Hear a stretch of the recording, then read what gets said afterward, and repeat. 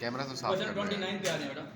29 पे है, आपको ये डायग्राम दी हुई है कि in the diagram A B C is equal to A E D. ये आपको एंगल जो दिया हुआ है ये देखिएगा, यहाँ से भी शो हो रहा है कि ये एंगल और वो जो ऊपर वाला एंगल है दे आर द सेम, ठीक है। अब वो कहते हैं explain why triangle A B C and triangle A E D are similar. अब सिमिलरिटी के लिए हमने बात की थी कि या तो उनकी रेशो सेम होती है तीनों की, या फिर क्या होगा दो साइड्स की रेशो सेम होगी और उनका एक इंक्लूडेड एंगल सेम होगा, या तीनों एंगल्स की बात होगी कि तीनों एंगल सेम होंगे। लेकिन यहाँ पे देखें एंगल हमारे काम आ रहे हैं, इसमें आप क्या करेंगे बेटा प्लीज। अब आप पहले देखिएगा ट्राइंगल ए बी सी और ट्राइंगल ए ई डी, ये हमारे पास बात आ रही है।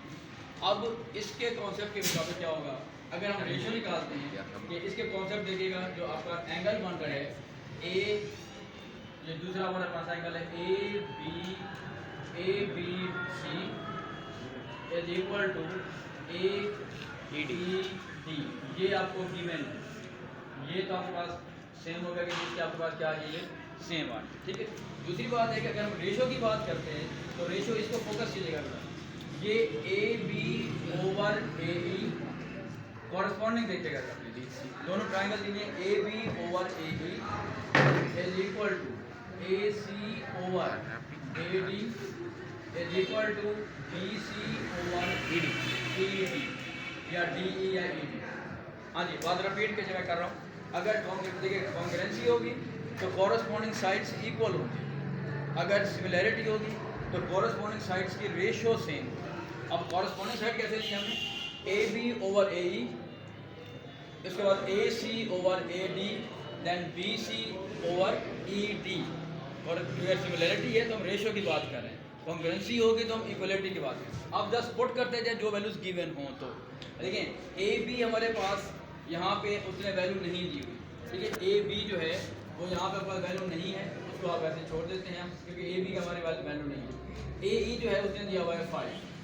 आगे आ जाएगी ए सी, ए सी की लेंथ कितनी दी हुई होती है 7, आपके पास दी हुई है 7। जो ए डी है वो हमारे पास कितनी दी हुई है जी 3 दी हुई है। फिर जो बी सी है वो हमारे पास गिवन नहीं है, और नेक्स्ट हमारे पास जो है इसकी जो लेंथ है वो भी हमारे पास उसने शो नहीं की हुई, ठीक है जी।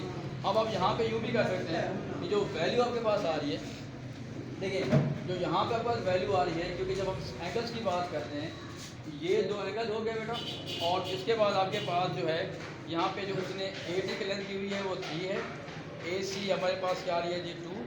इसको ज़रा एक चीज़ देख लेते हैं ज़रा। अच्छा, अब उसने क्या कहा है कि ये शो करना है कि ये पैरेलल वो क्यों है यहाँ पे। अब दूसरा देखिएगा ये एंगल, अब इसमें हम जब शो करेंगे देखिएगा ये एंगल और ये एंगल सेम है। इसको मैं ज़रा रिपीट कर रहा हूँ बात को, ये वाली बात है, इसको मैं बाद में बी डी की तरफ बात देखिए। इस ट्राइंगल में ट्राइंगल ए ई डी और दूसरी हमारे ए बी सी हमने कहा था, और ट्राइंगल है जी ए E D.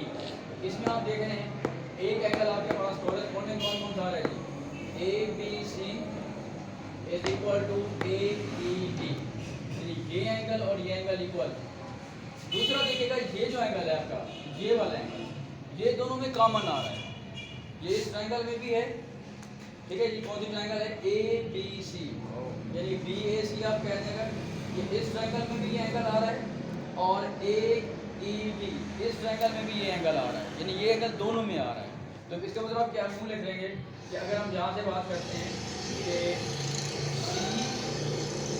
C A B या बी ए सी भी कर सकते हैं, इसको आप B A C is equal to D A E, ये आप कह सकते हैं कॉमन।